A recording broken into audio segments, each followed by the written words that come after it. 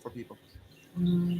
Read the book and make sure you get it in the hands of everyone you can on Maui, because the only way we're going to keep resisting these bills like the eminent domain one is if people in the community wake up. So whatever you got to do, if you got to call the publishing company and have us ship books out or send ebooks, we'll do it. We just got to get the word out, guys. And guys, go to @YoPasta, YoPasta. If you haven't seen it, Shane, Tracy, I don't know if you've seen my movie yet. I really talked to a lot of the locals there, and anybody out here who hasn't seen the movie, on my Twitter is the link to my YouTube channel, Pasta To Go, which has the movie Lahaina on Fire, Volume 1. Thank you guys so much for the work you guys are doing. It's awesome. All right. Thank you. All right. Thank you. See you later. Okay, bye. Can't wait for your second movie. All right. Okay. Neither can I. Okay. We'll see you later. All right. Take care. All right. You want to take a quick 2-minute break? We'll be right back. We'll take a 2-minute break, and we'll be right back with Don DeBar.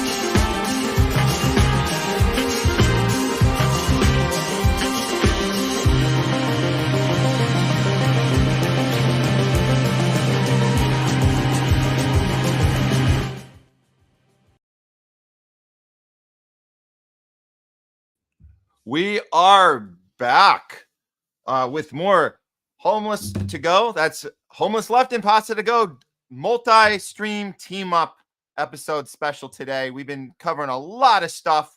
We've had some great conversations so far with you guys. We still got 2 more hours of show. So if you guys are just joining us, stick around.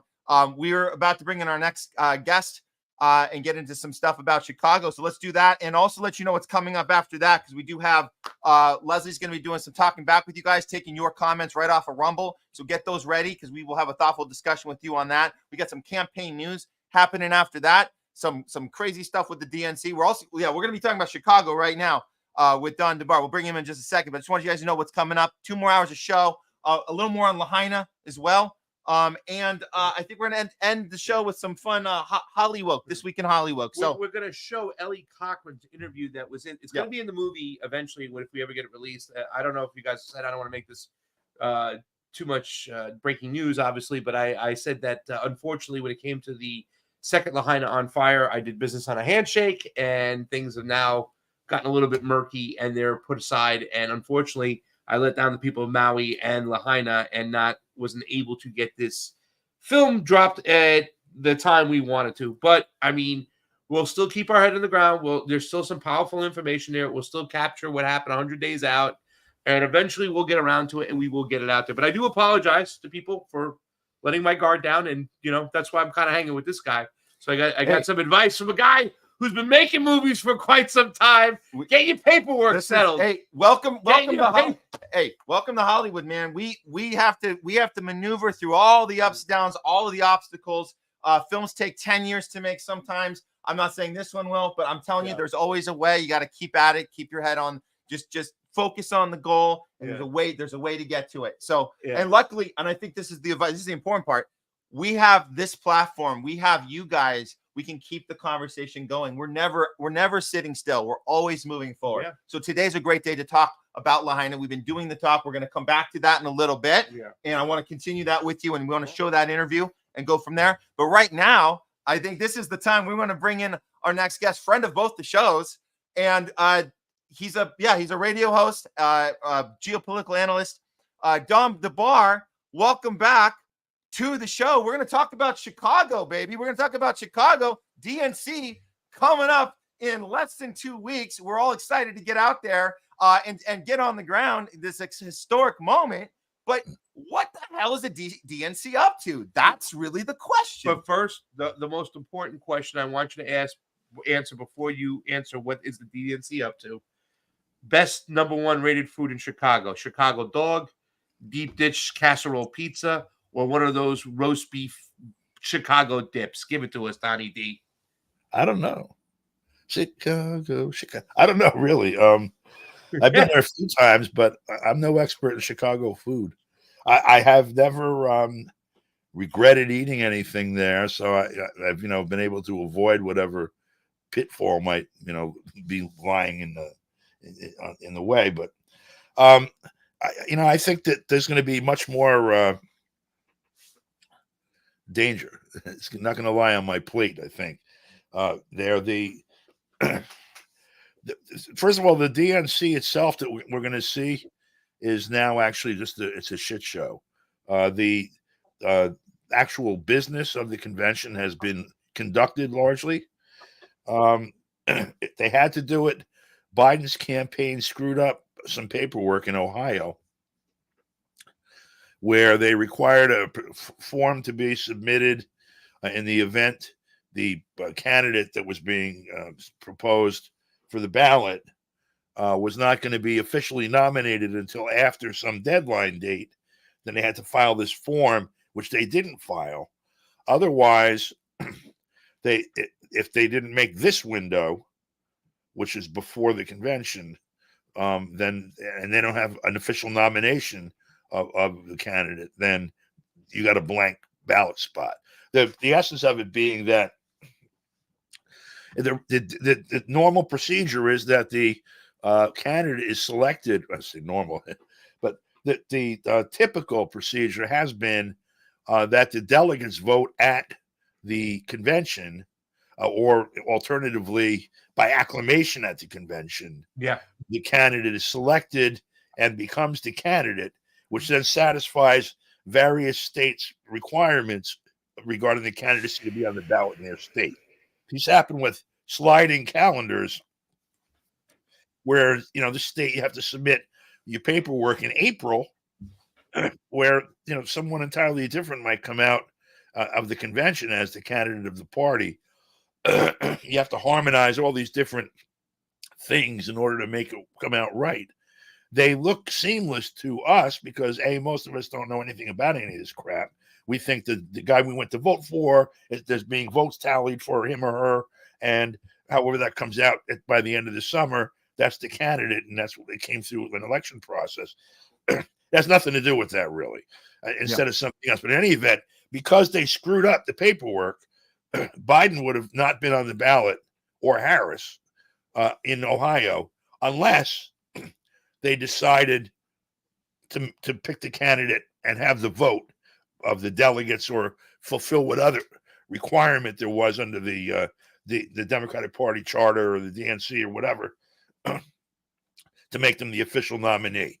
We've been hearing about it being done because of the switcheroo between Biden and Harris, and that we're trying to make it, even though we can't have her run in a single primary and get a single vote, we're trying to make it look democratic by polling the electors, the delegates, and getting a good sense of all of them. And 99% of the delegates now are in favor of Harris, so she's going to be the official. That was actually done so they could, whoever their candidate is, can be on the ballot in Ohio. And now we're walking into a convention where the primary work, which is to pick the candidate, has already been done. Mm-hmm. So it's going to be a shit show. Instead, it's a circus, literally. Are they still planning to do this virtual thing? Because when it was still like they thought they were going to go through with Biden and kind of protect him, because you got a lot to protect them from, right? You have the protesters who are demanding an end to a genocide. They're deathly afraid of them. And then you had the fact that this guy had basically, onset dementia and needed to be protected. So they had talked about this virtual kind of convention that was supposed to deter the protesters, deter people. Say, well, they're not actually. It's going to be like COVID, to protect democracy from these violent protesters, and we're going to have them all on a screen. Has that changed at all? Have you seen any trajectory of that? Are they still doing the same thing with Harris? Is she like not going to show up? Is she just going to be on a screen on that final day? Is there going to be a bird flu warning? Yeah, the morning of August 19th. Bird flu in Chicago. There's a few things. First of all, they don't have to publish exactly what they're doing, and they haven't. Right. There are certain media announcements, to come see this star or attend this fundraiser or whatever. Joe Biden day one, baby. Come out. Sorry. Joe Biden day one is speaking. Is that on Monday? He's communicating, or he's doing Joe Biden. He's doing a pre-taped live, maybe. Yeah. I don't know. You remember 2020, right? Do I ever? The convention 2020 was in his basement. Yep. There's like 3 of those 6 foot apart feet on the ground. A couple of people dropped in to have a beer or whatever. The guy fixing the furnace went in the background, and they went off the air from time to time. It was like, like Wayne and Garth do the DNC, and so so here, there's been wrangling in the courts with a number of groups with a variety of maps of the parade march that they want, and push back and forth with the city, including a pro-Israel group that had the permit denied today because the path that they wanted was already given to somebody else. There's a lot of the organizing is by pro-Palestinian groups protesting the ongoing genocide in Gaza, and the role of the Democratic Party in that. They leave that out. The people reporting on this, many of them leave that part out. There are some folks, you can see what's going to happen is they're going to rail against the genocide in Gaza, and they're going to point out that was Joe Biden, maybe his final act of dementia to allow that to happen. And it's a good thing that Harris is going to chart another path. And there are people that are looking to lead the opposition to the genocide into support for Harris. They're going to try to engineer that. That's one of the strands that you can see developing already. There are also people who were there over, the genocide in Gaza is horrible and probably the most horrible individual thing going on the planet at the time. But the prospect of having a nuclear war is fairly horrible also. And that is a quite likely outcome of the policy we're pursuing with Russia. And there are people who are going to be in Chicago about that and bringing that specifically to Harris and Biden and the Democratic convention. If you recall, that was the point of departure in 2016 between Trump and Hillary Clinton and the DNC. That Trump saying that they were going to start World War III, and Clinton saying that Trump was Putin's puppet, and ultimately that he was installed as president by Russia. That is also going to be part of what plays out on the street. So, okay, the virtual part on the show itself, that there's the Democratic convention, the Democratic National Convention, which is basically going to be for the bulk of the world a TV show. Pay-per-view some places, I don't know, but a TV show. There will be a dais in the center, of course, from which it'll be an MC or somebody that's sort of running the show. There'll be feeds from all over the place. How much of it'll be feed from outside, how much of it'll be personal appearance, we don't know. And actually, we never know that until it happens, unless it's advertised specifically. Neil Armstrong will be calling in from orbit around the moon or something. So, more importantly, is that the protests are not going to be virtual. Yeah, they're going to be real. They're going to be on the street in Chicago. These are going to be hundreds of thousands, if not millions, of Americans and others who made the schlep to like the furthest point in the country from them, probably. Like the middle of the country is about as far from New York and LA as you can get without getting closer to the other one. And so a lot of people following the radius into Chicago are making 1,000, 1,500 mile trek to get there. And yet they're doing it because of their, feeling that they need to do it at this point in time, based on the conditions that exist and that are in the hands of the Democratic Party largely. The Democrats are the incumbent president and vice president and the incumbent Senate majority. People realize that, and they measure the condition of their lives, and they look at the direction that things are going in. And, I'm suggesting a few 100,000 or more will feel motivated to go there to try to do something, even if they're arguing with a ghost. They're arguing with a TV show. Yeah.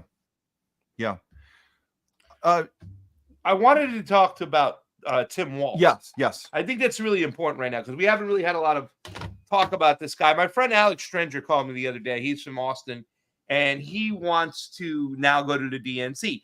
He thinks that in this particular situation, them choosing Tim Walz might be an actual play for them trying to win. I mean, the guy can speak.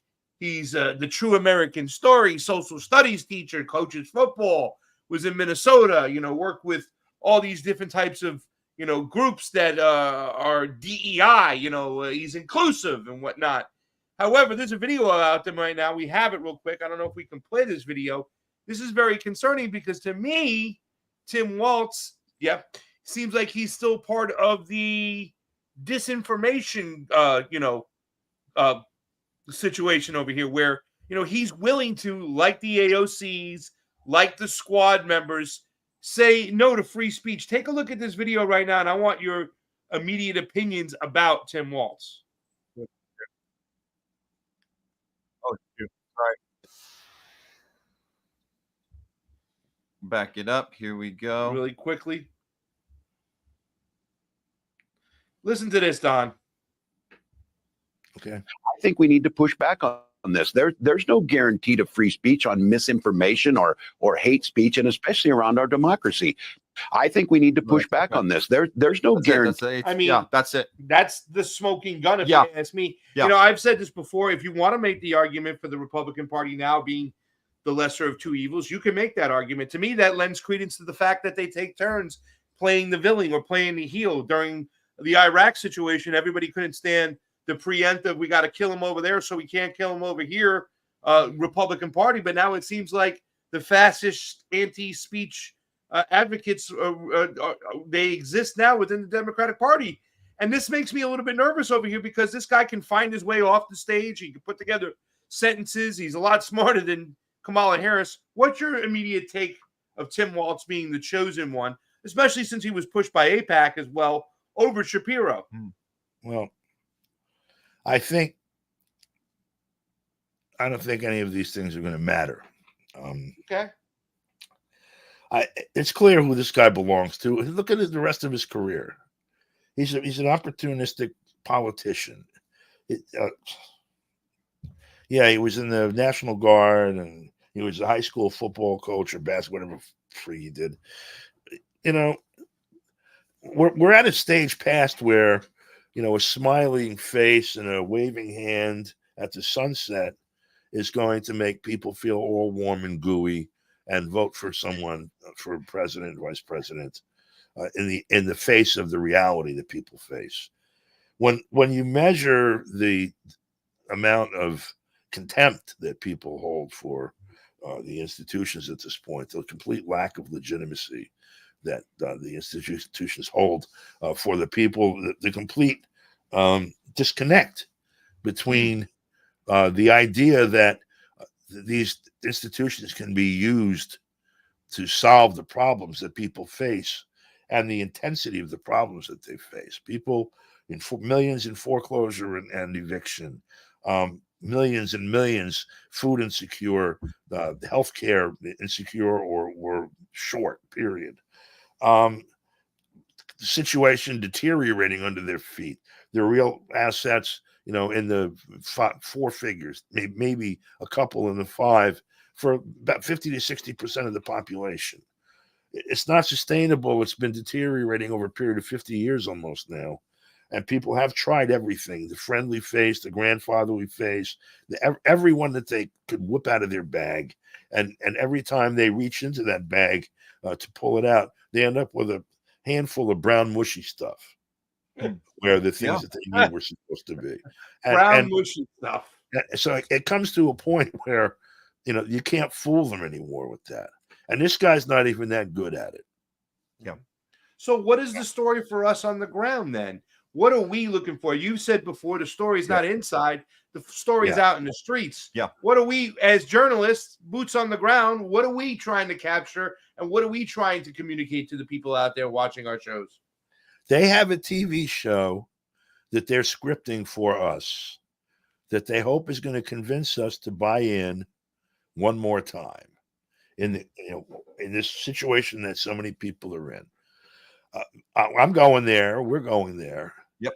To make a virtual presentation of the reality on the street there, so that people who are home and could not be present can see what actually happened, what actual people, not organized by district leaders or all the shenanigans that went into picking delegates and super delegates, but people that voted with their feet to drag their behinds to Chicago, what they are thinking, what they're feeling, what they want to say, and what they want to communicate to other people in the country who are looking in to find that out.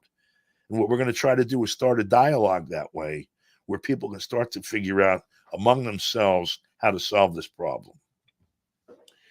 I'm confident that we're going to see some total strength coming from the young generation that's going to be in that street. They've had plenty of practice.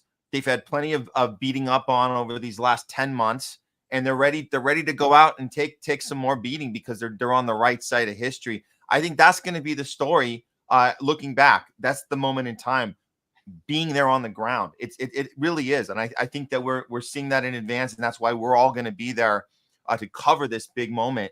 Where and it's not just the youth, it's people that have woken up in the last 10 months. If they had been captured up until then, the last 10 months has finally woken them up, and they're saying, you know what, this is actually how protesting works. You're supposed to go all in on principle. You're supposed to go all in with courage. You're supposed to go all in on values, not on maneuvering an election process to have your guy beat the other guy. I think they're saying that as a collective, we're saying we're over that, and it's time to make a statement against the system itself, because the system is rigged. As our old friend Trump said back in 2015, the system's rigged, and I think more people are picking up on that, and that's why that's going to be the big moment for us. I'm going to pay attention to what's going on in the streets. I think there's going to be a lot of divisiveness between a lot of these protesters and groups. We see this pro-Israel group trying to get in there. I'm assuming a lot of the pro-Palestinian groups, people will still be wearing masks out there. So I'm very interested to see how people get along and if we can find some unity to come together. But you know, at the end of the day, guys, I'm just going there for the deep dish pizza and the casserole. You guys have fun. I'll be with you. I'm going to Primanti's. I'm going to you and Kit Cabela. Giovanni's. You guys I'm going to all the Lou Molinati's. I'm going pizza, baby. You and Kit Cabela. You guys got. I got a jet.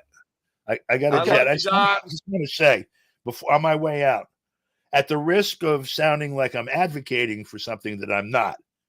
Okay, I'm not saying not do it, but I'm also not advocating that they do it. At Ward Churchill back in 2008 was talking about the Recreate 68 group then that was going to handle the protests at the Democratic National Convention in Denver, where the mayor, John Hickenlooper, was preparing a gitmo on Platt and such, and threatening, violence on the protesters. And he pointed out Ward Churchill, he paid dearly for it too. In essence, said that, those who make violence are the violent ones, and those who do violence in self-defense are not the violent ones. At the risk of sounding like that, it may be that part of the solution to the problem of taking your beatings at protests is going to be to deliver a few of them in reply. And we'll see. Don DeBar, ladies and gentlemen, we'll see him in Chicago. Thank you, Don, as always. Thank you, guys. Okay. We'll see you soon. All right, let's take a quick break. Come back with Leslie. Absolutely. Do some stuff. And we'll be right back with after that. What do we got? We got campaign news. Campaign news update. Ellie Cochran interview. And then this weekend, Holly Woke to finish it up with nice and fun. Lou Molinati's, I heard, has the good pepperoni. Yeah, right. That's what we're gonna check out. Pequods. All right. Kit Cabela's. All right, guys. We'll see you in a sec.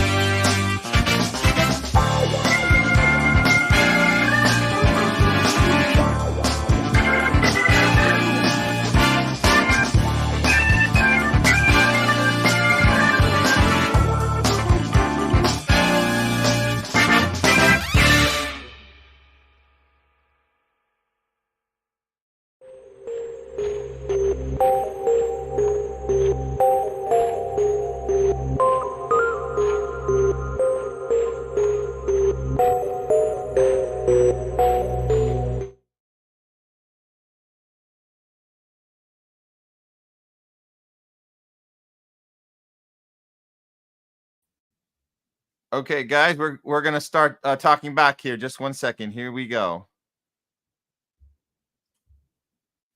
Yeah, I need my intro. I know. I'm doing it. I'm doing it. Get the intro. Get the intro. Here we go. You're fine.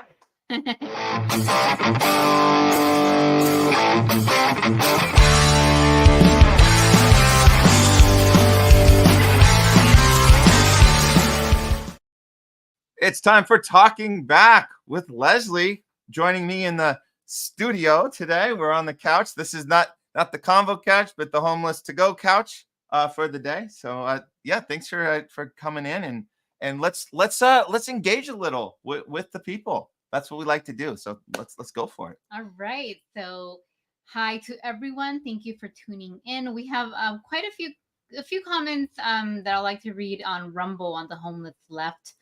So yes, let's start with the very top. This was in the beginning of the show from ChatterX, and thank you for your comments and always tuning in, ChatterX.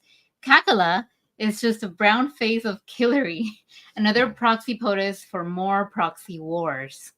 Do you agree with that? Oh yeah, absolutely. We're gonna get into a little more about Kamala in the next segment when we do some campaign news. But yeah, I can't absolutely. wait for that. Yes, thank you. And I love the Kakala. That's a good one. Kakala is the brown face of Killary. That's funny.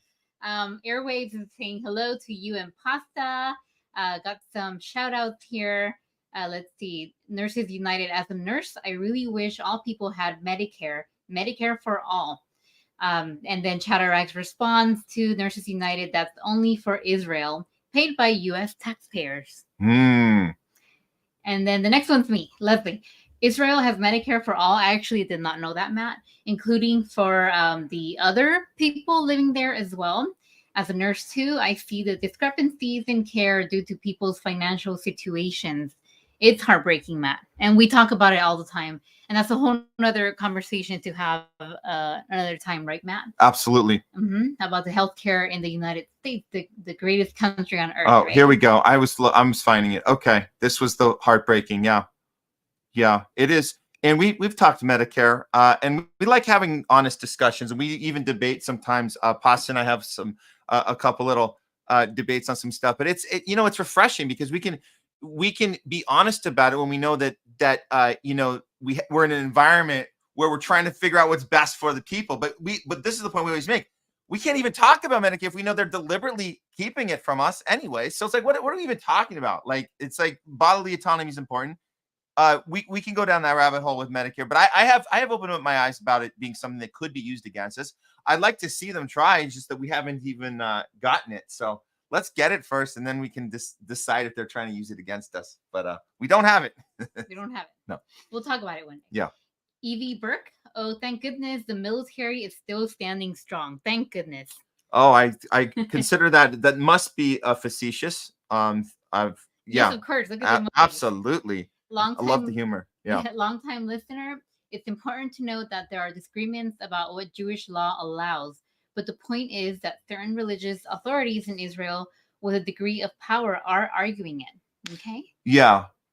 No, that's true. We have disagreements about Jewish law. We've been out in the streets had to fight Zionists at UCLA, telling us what a great democracy they have and how everybody has equal rights there. It's like, everybody. Okay. Yeah. RFK Jr., same thing. Yeah. Greatest democracy in the Middle East. Yeah. Blah, blah, blah. Okay. But no, we have learned a lot though. I'm shocked at how messed up it is. I actually never thought about it. I never looked into it until after October 7th. I'm like, wow, this is good to know. This is good to know how effed up their laws are. Absolutely. And from the same commenter was Ritter wearing a Jim Morrison t-shirt. Is the FBI the Federal Bureau of Israel? Oh yeah, no, Ritter wearing a Jim Morrison. I missed that. I got to go back and look at that. That's pretty badass. Go Ritter. I don't fault Scott for meeting with RFK Jr. to discuss the issues. Scott will talk to anyone about the issues he cares about. Thank you, longtime listener. Evie Burke asked, the CIA too is ran by Israel. Can you answer that? Yeah, so we've had little discrepancies about, when the CIA was created, when the Mossad was created, who influences who. The point is, as we look into it more and more, they do work hand in hand. As far as who created who, that's a different. That's still kind of getting the details on that. But the point is, one influences the other. They've been hand in hand ever since the 60s, and it's pretty clear that the way the CIA operates, they operate with the foundation, the fundamentals that Israel teaches as far as their police and their system, their the IDF.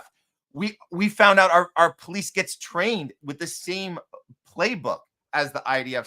So all of the positions of power, from police to CIA, everything we kind of model off of that same thing. So they've been working hand in hand the whole way. And we can argue about who created who or who started first, but the point is we're pretty tied to the hip. I think that's kind of the end result here. So we realize that this whole way we've been tied to the hip with Israel in so many different ways of how we manage our people, our society, our police force, the behind the scenes police, the CIA, the way we go about surveillance and going after people, and then there's a lack of principle to everything, that you're able to kind of be above the law in your policing, above the law in your going after people, because it's for the greater good. We talk about that greater good. It's always for the greater good. Yeah, that's how you justify, that's how you sleep at night if you run one of these agencies.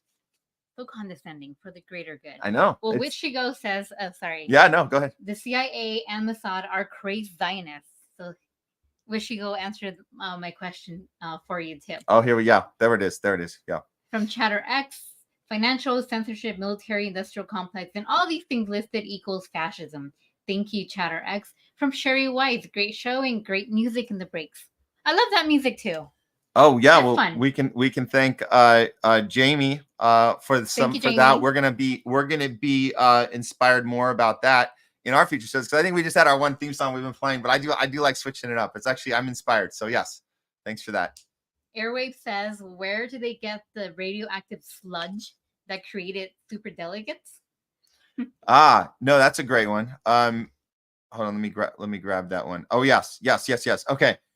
Oh man, the super delegate problem. It's a unique problem for Democrats. You don't really have the problem on the Republican side. I don't know who came up with this horrible idea to have super delegates make the final call. It kind of says, this primary process that we're pretending to go through, it's all bullshit. And none of us really figured it out until 2016, until we saw the super delegates that were controlled by Hillary rip the votes right away from Bernie. And why were they able to get away with that legally? Why weren't they locked up for that?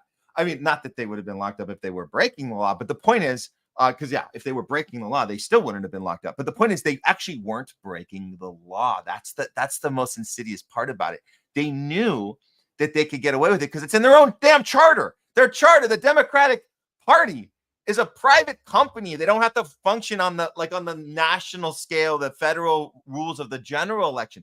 They can do whatever the fuck they want with that primary, and they came up with the super delegate situation. And it's supposed to say, we got to keep these people in power to make sure that the crazy voters don't do some crazy voting during their primary and pick the wrong person. So we're going to put these elites in power. We'll call them super delegates over the delegates, and they get to make the final call. And we saw that happen in real time with Hillary in 2016. And ever since then, what are we even doing? Why are we even going through this process? If you're still registered as a Democrat right now, today in 2024, you might want to rethink your life right now. I'm sorry, but you're part of a very, very corrupt entity that might be more corrupt than the Republican Party.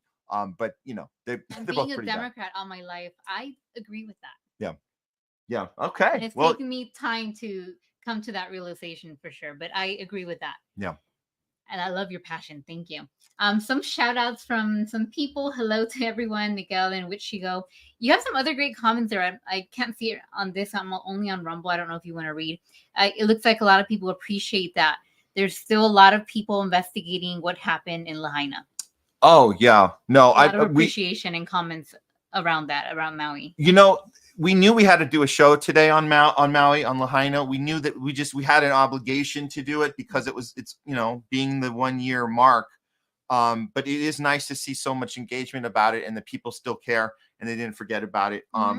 So I'm glad we did that, and we have more on Lahaina. We're gonna get back to one more segment when we bring Pasta back in.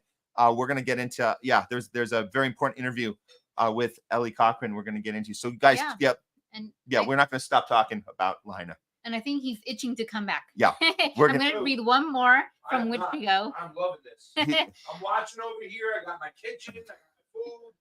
He has his coffee. One more from Wichigo that I like this comment. Israeli murderers are called commandos. Arab commandos are called terrorists. From George Carlin. Yeah.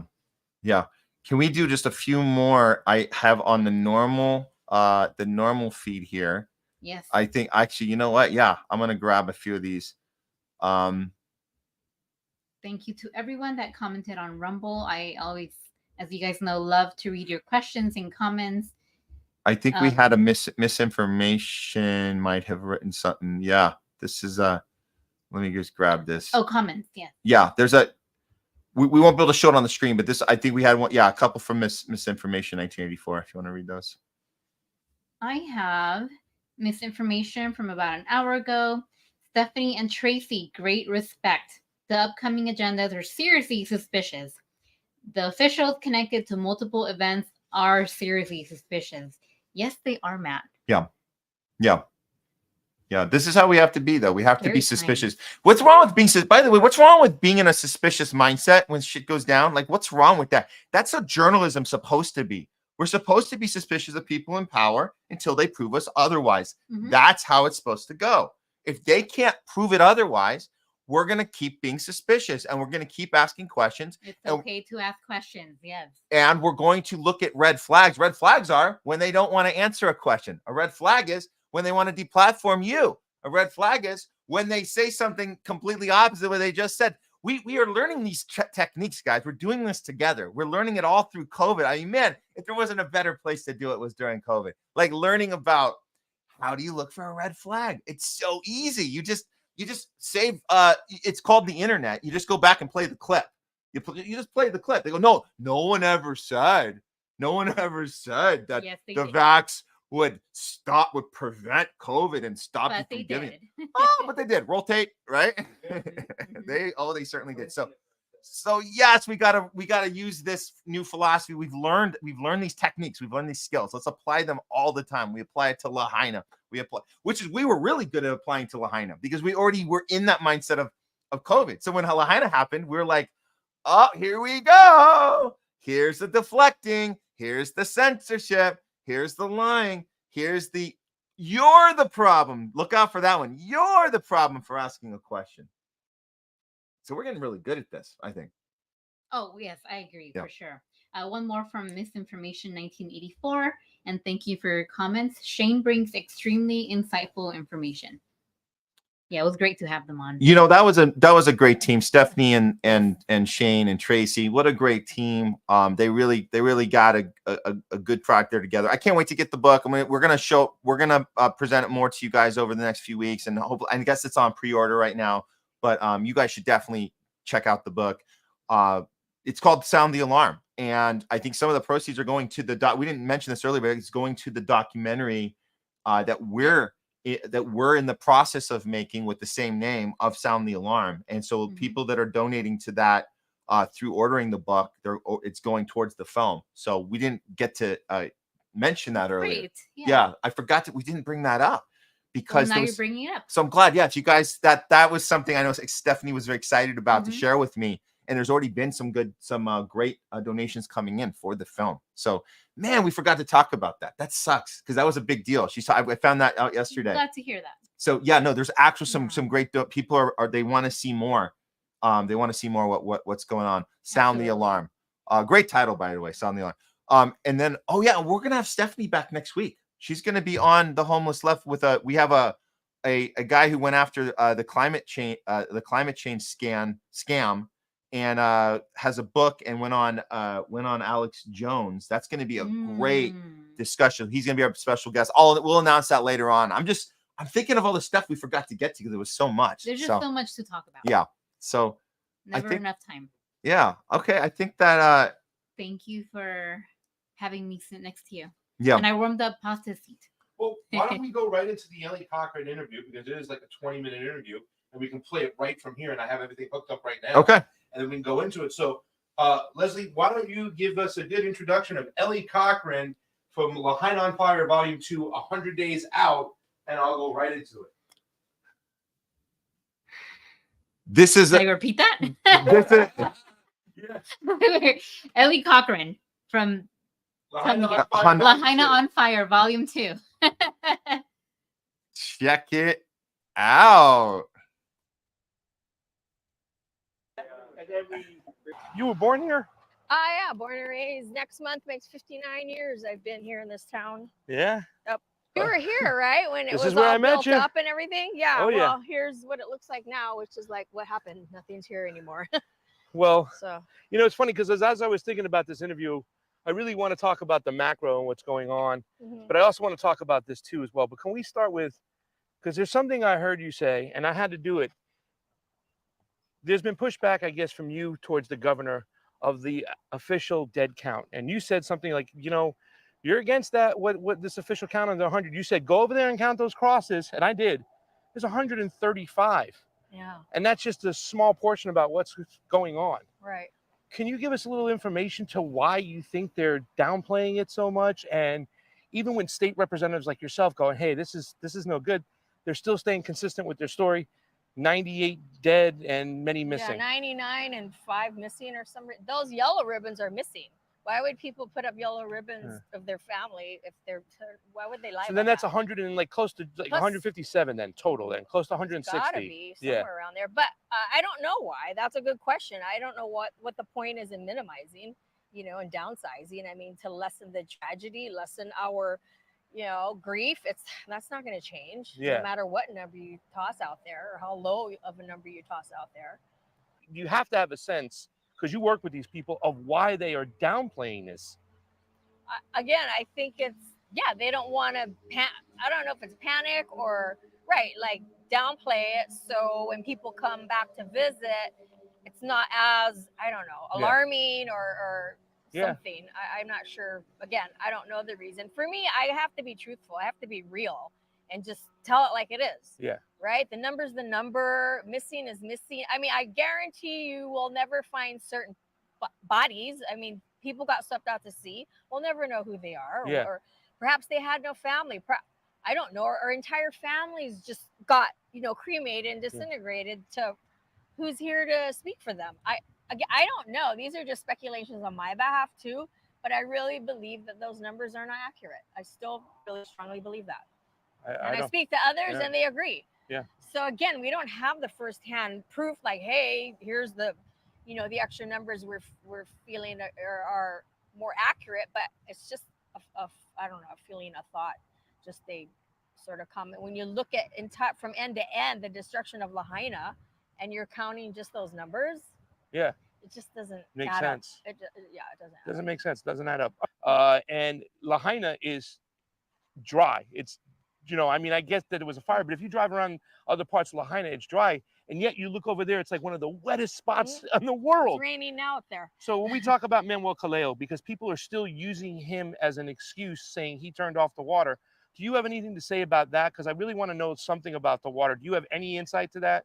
Well, I mean, water, like you said, being diverted for decades, you know, 130, 40 years now, for plantation. I mean, once upon a time, Lahaina was called the Venice of the Pacific. Yeah. There's no water flowing, 33 free-flowing streams. What do we have today? So, yeah, the water hasn't naturally, you know, flowed like it used to. And, you know, just to fast forward to today, that's why everything's dry and why, you know, fire hazards and what have you. So water is a public trust, right? That is not owned by anybody, the actual source of water. Yeah. It's the transmission of that source in the ditch system, right? In the transmission lines. That is privately owned, right? Yeah. Is it county? Is it state? Is it a private developer? The wells are privately owned. The water itself in it is not theirs per se, but they built the well to pump it into their pipes, and then they, you know, they disperse it out to homes, agriculture, whatever. So that's where people say it's private. It's not really. It's the transmission of it. Yeah. Right. But I mean, it's just, you might as well own it because you're Well, saying yeah, where it goes. No, You know, true. there's an old saying, and you might have heard this before because I'm an election integrity guy. It's not who casts the votes that has the power. It's those who count the votes who have the power. Same thing. It might not be Right. who owns the water gets to have it. It's who controls where it flows. And, you know, that is why too as well. And I don't mean to bring his name up again. I just want to make sure that because somebody had told me Manuel Caleo did not, this is not on him. It's not his fault. That water stuff he did. This is years and years and years. You said this was the Venice. I heard that this park used to be as green as could be one day before. It was a usable park, but it isn't anymore. It's just dirt. You know, I have the gravel laid down with Goodfellow Brothers because it was just dusty. When you were, remember there was tents and things, so all the open area was dirt and dusty, and we were just trying to tamper it down, you know, with something.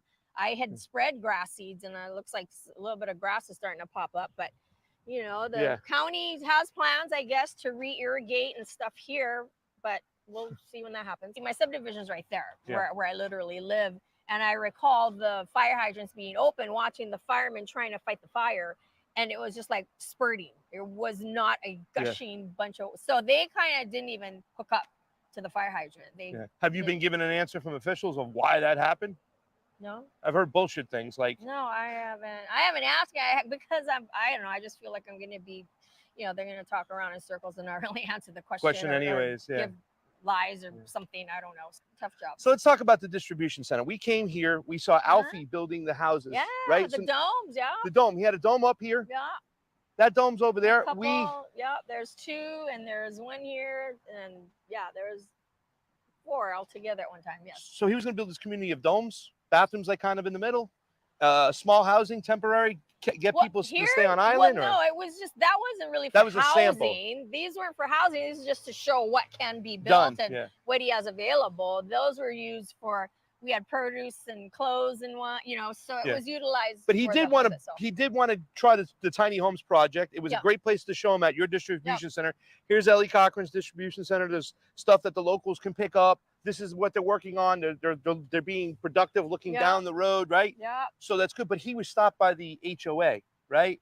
And I've heard stories that there's so many food trucks because you can't get like zoning to build buildings and you can't get stuff done, and it's very hard on Maui.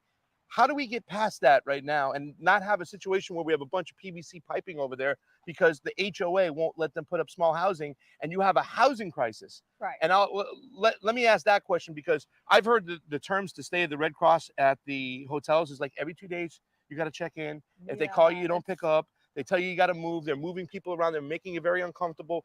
They come in, they inspect to make sure nothing's going wrong. People have been kicked out of hotels for using a rice cooker. In Hawaii. I mean, it's really ridiculous. So how do we get past this hurdle over here when it comes to housing?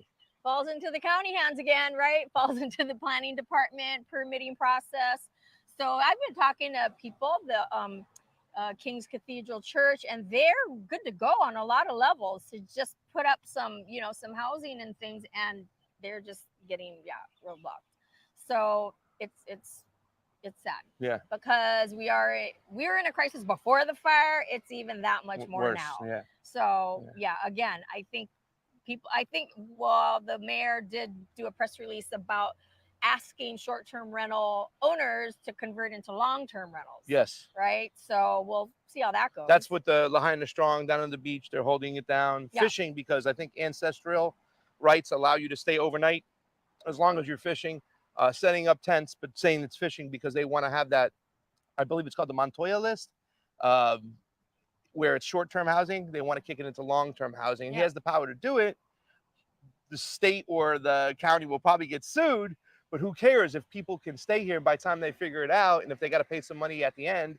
I mean, you said there's $400+ million somewhere floating around, and it hasn't gone anywhere. So it looks like they have a few bucks. They're just not using it in the right areas, maybe. Well, I mean, if you're paying for rent $45 million, $47 million per month for rental, then we could have been popping up some homes with that kind of money. Yeah, no doubt. Right? And because the state has land, Hawaiian Homelands has land. I mean, private people want to build. So I don't There's understand a ton of solutions. And I don't understand why any of it's, getting worked on. I don't understand. Well, I heard there's maybe close to 1,000 locals or indigenous that might have moved off the island You know what I'm saying? They're just kind of putting their hands in the air. That what are they going to do? They got no job, no house, no nothing, and they're just going to leave. And I thought the importance was to make it so we can help people stay on island, like, you know, especially people over here. Yeah. You Stay know? home in Lahaina. Yeah. Yeah, that'd be great. You know, I got a listing from a friend who said, you know, people are leaving the state if they want to still stay in the state, but maybe on another island where there's opportunities. There's units in Waikoloa on Hawaii Island. You know, I mean, there's other islands that can house people. But again, people from Lahaina want to still be in Lahaina. Yeah. And we have all this land. You see all this open land is government property. There's private landowners here who are like Alfie and others who really want to help. And they're just getting roadblocked. And I just don't understand why, because we really need it. Do you have a theory? You say you don't understand why. Do you have a theory maybe? Have you thought about it? One thought about like those boxables or those things that just pop up and oh presto, you have a shelter. Yeah. I thought maybe, you know, maybe with the unions you're going to cut out the carpenter, the plumber, the electrician, you know, those types of jobs maybe, since they just kind of pop up and you can just put a hose in them. And so maybe that could be one reason, some pushback there. But I don't know. Yeah. It's not a secret that Governor Josh Green was the keynote speaker at the UN for 15 Minute Sustainable Cities. Have you sensed it could be something like that, where they want to eventually, after they gentrify the area, get a lot of the local people to leave, then go in there, and now all of a sudden Lahaina becomes a smart city? I mean, that has to have crossed your mind. I know a lot of people are like, you know, I don't want to be a tinfoil hat conspiracy theorist, but the guy did speak at the UN on that specific issue. Yeah. Ellie, any thoughts on that? I mean, I'm going to be watching real closely when session opens up. You know, I'm on the Committee for Energy and Environmental Management, Environmental Protection and things like that. So it's got to come through the state the legislators, if he's going to move forward with any of those kind of efforts, and we'll definitely keep an eye on it. But that's a tall order to just take over everything. You know, there's a lot of people who want to go back to their land. That's all they have left. Yeah. Even though if it's ash left right now. But, you know, they want to put like a little tiny home back on there. They've learned that, you know, material stuff, hey, who needs a ton of that? And just kind of be, Well, how long do you think it's going to be till they can break ground and start doing that, if you had to guess? It's going to be a while. I mean, at this pace, it's going to be years. We followed up on 3 other distribution centers, and they're still open. Mainly the Hanakawai run. That's the one that Capono runs. You know, we got to see him again, and that's going good. S-Turns and all these particular distribution centers we were able to get donations to, and it was great directly from our audience. And I thought that was awesome because people got to see the communities here and stuff. And they got to see this community, what you guys are doing here. But now there's no distribution center. Not here in actually the town of Lahaina itself, right? Where ground zero is right here, and 400 homes, 100 here where I live. I mean, the 100 homes here were mostly affected. Yeah, I believe, because we are in ground zero. Yeah. But you know, for people who want anything, they have to go to Honokawai, Pili. I mean, that's like out there. I know. Versus it was such a convenience to be right here.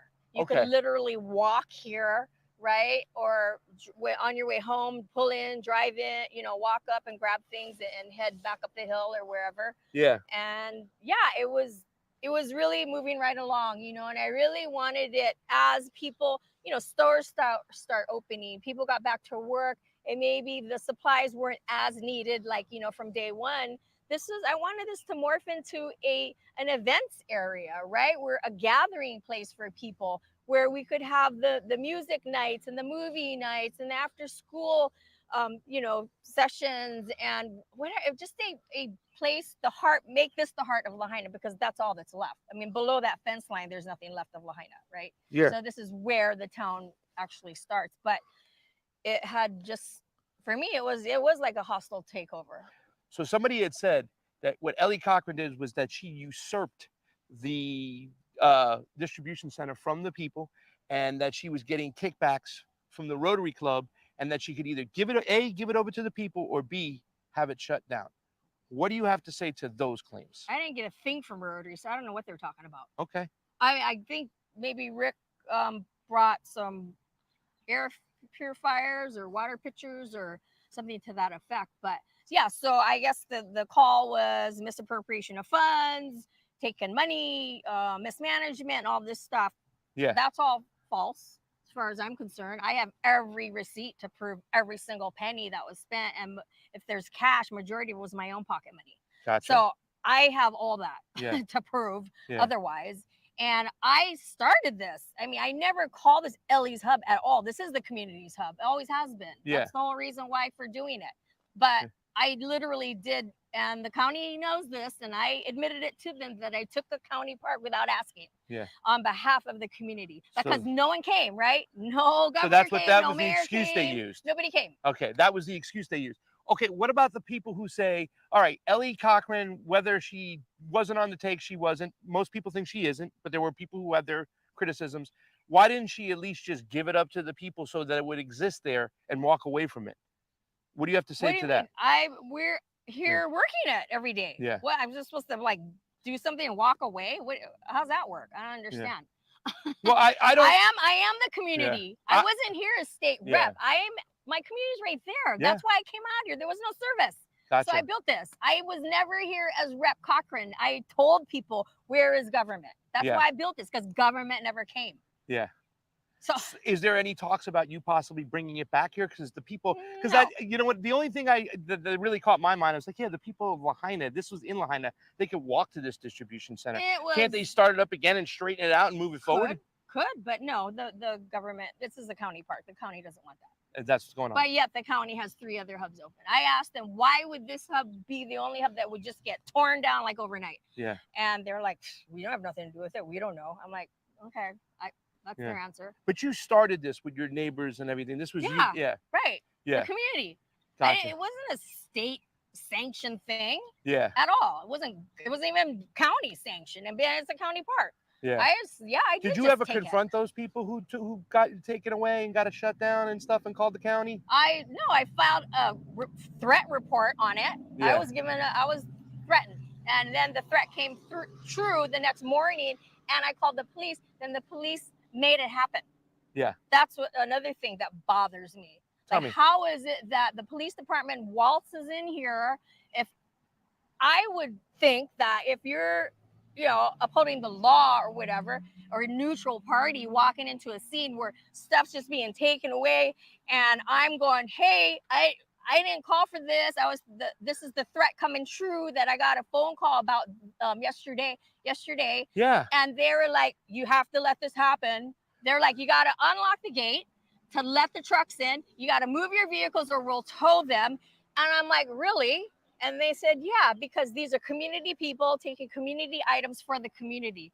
I'm like, really? So we can just roll up to any hub and just take every single thing out of it, and that's okay. They're like, yep. Yeah. I'm like, oh, wow. So, as the day, it was really heart-wrenching for me. It was like watching all of Lahaina that I grew up in for 59 years burn down in front of my eyes, having built this, right? I mean, with everyone. And just it being taken away like that. What happened to the items? I have no idea.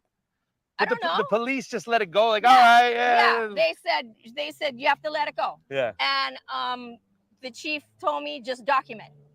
You have to just let it happen and document. So to me, if some neutral party walk in, they go, hey, ho, wait a minute, what's going on here? Yeah. What's going on? Nobody touch a thing. But that's not what happened. Did other people from the community come out and also try to stop them too as well with you? No.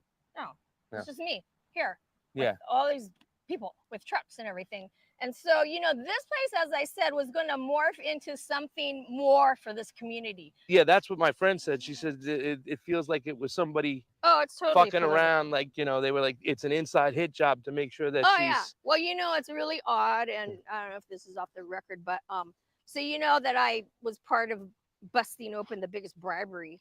Yeah. So that article came out 2 days before this went down. Really? So, I wonder if that has something to do with it. I don't know, but it's just kind of odd that you're gonna have to send me that article. Hey, let's I'm just saying that, because these people are doing time and had to give up millions of dollars. I'm sure they still have a lot of millions to spend. And there's a lot of people who get involved with the politics, but at the end of the day, it's the everyday average person who's suffering. This looks like a community where How do you pick up the pieces from something like this and move forward? I mean, we've talked so much about the politics and the money and the, economics, but let the trauma and stuff. How do you pick up from this? I mean, who thought to prepare for something like this? I didn't think in a million years, none of us. And it's just, we all have to work through those 5 stages of grief in our own way, on our own clock. But I think the number one thing, which I was educating everybody, and that's when I got kind of some not so nice text messages from some government officials about, not letting people back into their properties before they spray that Tacopher or soil tack or whatever. Yeah. Back in the day, it was Tacopher that was being talked about. I learned it only from Samaritan's Purse, who was here from the very first day, explaining what the process typically happens, right? And why they were here. So then I started educating. I'm like, oh my God, the repercussions of not letting people in before you spray that stuff down is going to be catastrophic in itself too. I mean, because then everything's glued down, and if they wanted to go back and sift through, you just glued everything down. So I said something to the effect like, there's gonna be like a uprising or a riot or something, and it was construed that I was spreading these whatever. Well, a lot of the reasons why not only water diversion, but the reason why Lahaina was a tinderbox was because they had this invasive plant that was brought in from Africa to feed the cattle years ago. Yet they want to just start replanting some more invasive grass species right now because they say it's necessary. We just mentioned soil tack. It seems like they're just kind of trying to figure stuff as they go along on the fly. What are your thoughts about the invasive grass stuff? We don't need invasive nothing anymore. We got all sorts of native species here. When you let things go, there's thousands of year seeds under this stuff. Right? And you get rid of the invasive, the actual indigenous, right, endemic species of plants will come back. We just got to give it a chance. And what do you want to tell the people from the mainland back home where I'm from on what they should do and recognize what's happening here?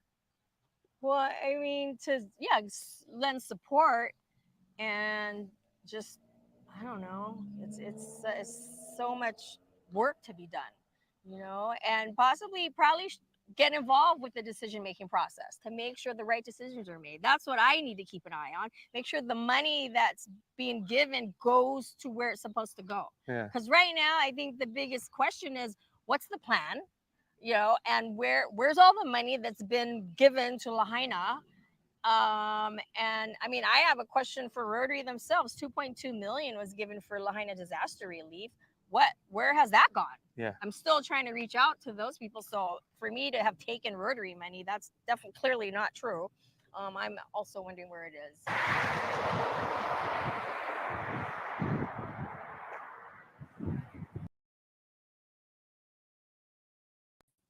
Okay, here we are, guys. So this next scene was right before I talked to you for the first time ever.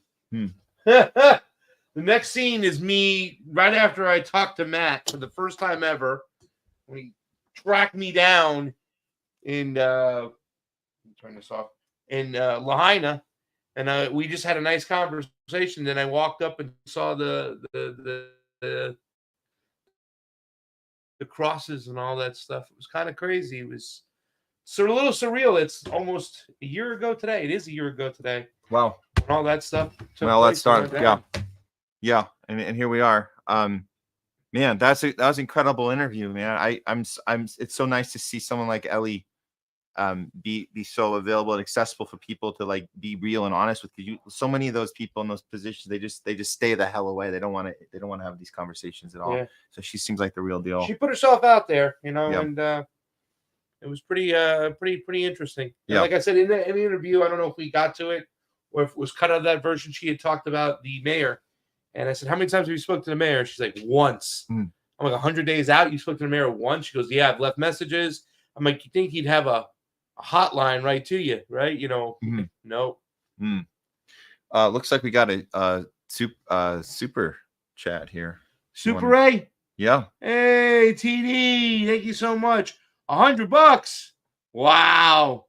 Very important guest. We value your thoughts, actions, honesty, courage, and constant commitment to ethical principles. And that's to Pasta, Matt, Jamie, and a very important guest.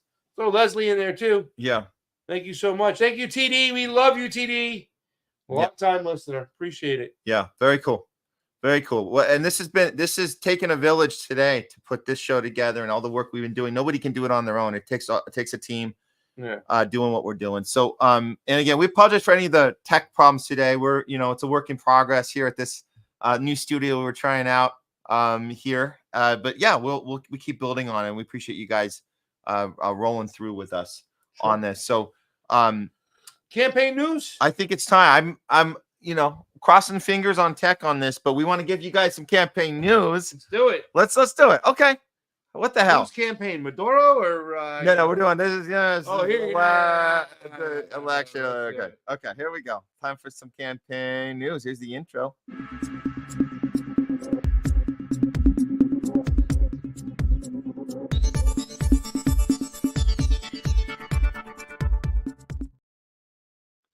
It's time for our campaign news update, not brought to you by Pfizer. Today, we are going to go into the some of the happenings on the ground, not in the presidential election. Actually, we have some breaking news that had happened. Let me put this back on here. Okay, there we go. Okay, we had a little breaking news a couple days ago. I want to get into it about what happened to Cori Bush. Oh boy. Okay. Cori Bush loses primary in latest blow to progressive squad in quotations. Now, guys, you go on Twitter, you see a lot of this reporting there. People are making fun of her and laughing at her, and they're completely missing the story. But this is actually what happened. So, but she lost to St. Louis prosecuting attorney Wesley Bell in the primary. Makes her the second member of the group to lose re-election after it happened to Bowman just earlier this year. Let's see now. So someone put this they thought this was kind of funny to put a couple X's. They're saying Cori Bush is done. See ya. Okay. 2 down, 4 to go. Now look, the reason I'm putting this up is, man, they really got us divided here, Pasta. We look at this and we say, all 6 of you on there have been 100% ineffective. And the second you open your mouth to say one thing about actual people being genocided right now, AIPAC shows you the door. So a lot of people are missing this online because they think, oh, well, the squad, they were told that the squad is these are what are they? A radical leftists? No, we know as actual leftists that there's nothing radical about them except the second they open their mouth for the people, they get shown the door. Let's see the next part. Yeah, so this is I had to show you guys, if you're not believing this is like the worst take you could have. But they're saying Shamal Shalom says some good news. The anti-Israel congressman, anti-Israel to be okay. Cori Bush from the Democratic Party lost in the primaries were held that before the general election. So she doesn't make it through the primaries. She's known to be a supporter of the anti-Semitic BDS movement and has repeatedly said anti-Israeli statements since October 7th, including one. Now watch out for this one, guys. This is really hateful, what she said. Very, very hateful speech when she called for an end to the occupation and apartheid of Palestinian territories and to the end of suffering. Oh, the suffering of Palestinian people. How dare you? What a horrible, racist and hateful thing to say, that she wants to end the suffering of Palestinian people. Wow. And then we can see what happened here. Wesley Bell gets 51% to Cori Bush's 45%. Okay, so why are we not okay with the narrative ending here and saying, okay, the people chose Wesley over Cori? I guess the people didn't want someone to be outspoken about Palestinians. No, that's not where the story ends. We go a little further and we see, let's see what's really going on with Wesley. Here we go. Gaza, or would you condition aid to Israel on them altering their behavior? I think we have to stand with our allies, and Israel's always been an ally, but we always want to keep the door open for a two-state solution. But there has to be, but we cannot We cannot give aid and comfort to terrorist organizations. And Hamas is a terrorist organization, and Israel has the right to defend themselves. It's misguided to not understand how complex the situation is. And that's pretty much the story in a nutshell. There you go. If you guys don't understand how AIPAC works and how capturing of our entire political system works, and when they want somebody out, they put the money in to do it. And that's it. Okay, but let me just say this much, too, because the bigger story here is not the fact that they were able to persuade people to vote against Cori Bush, is that they were able to fix the elections. They have the election systems on lockdown. AIPAC and the Israeli state, the Zionist state, is part of that. So since they control our government, they also control our elections, and they can put in who they want and take out whoever they want.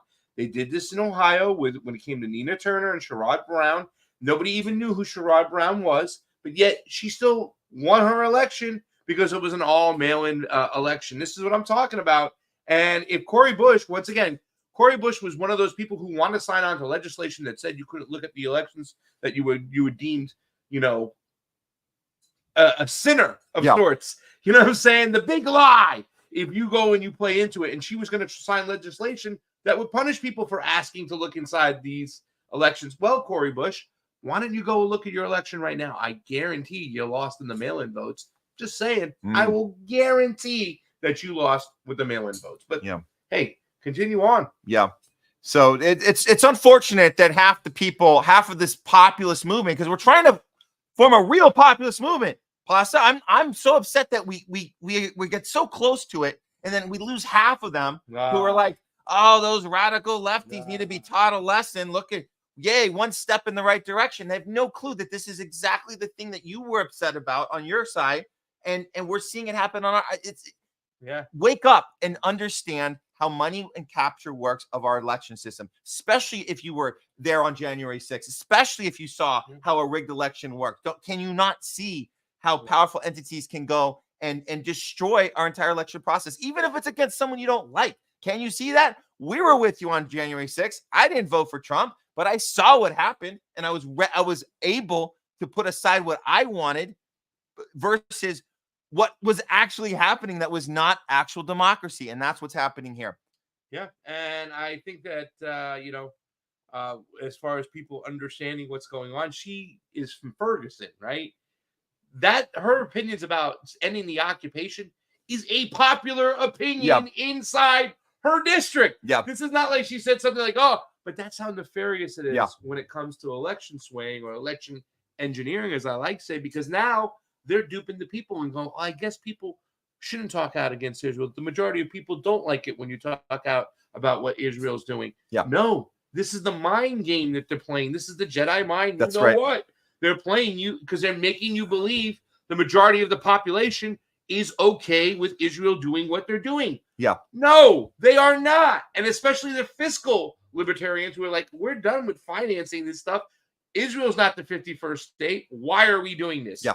And if it was a fair election, and here's the thing, this is a woman who she repeated the whole talk about the big lie because she got in. And, her candidate, the guy that she beat, had opened his mouth about certain things about the military-industrial complex. And when he did, they removed him with her. Yeah. She opens her mouth, they remove her with the next guy.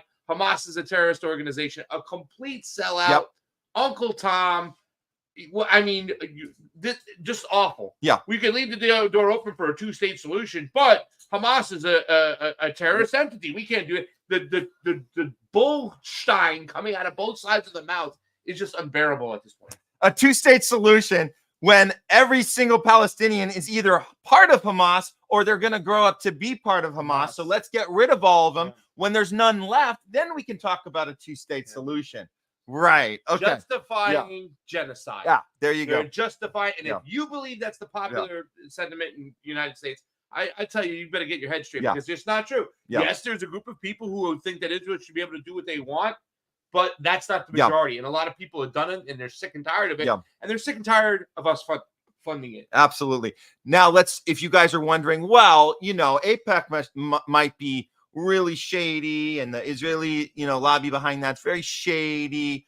But the Democratic Party, they have no say in this. They're not part of this.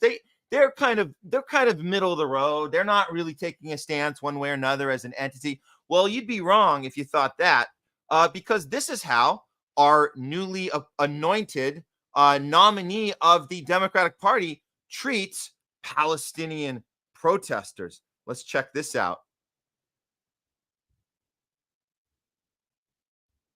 You got to put them on first, yeah. Here we go. Okay, so this is telling people opposing genocide to shut the fuck up, otherwise Trump will win. Then standing there with attitude as you murder children is another and agonizingly dystopian moment for the world.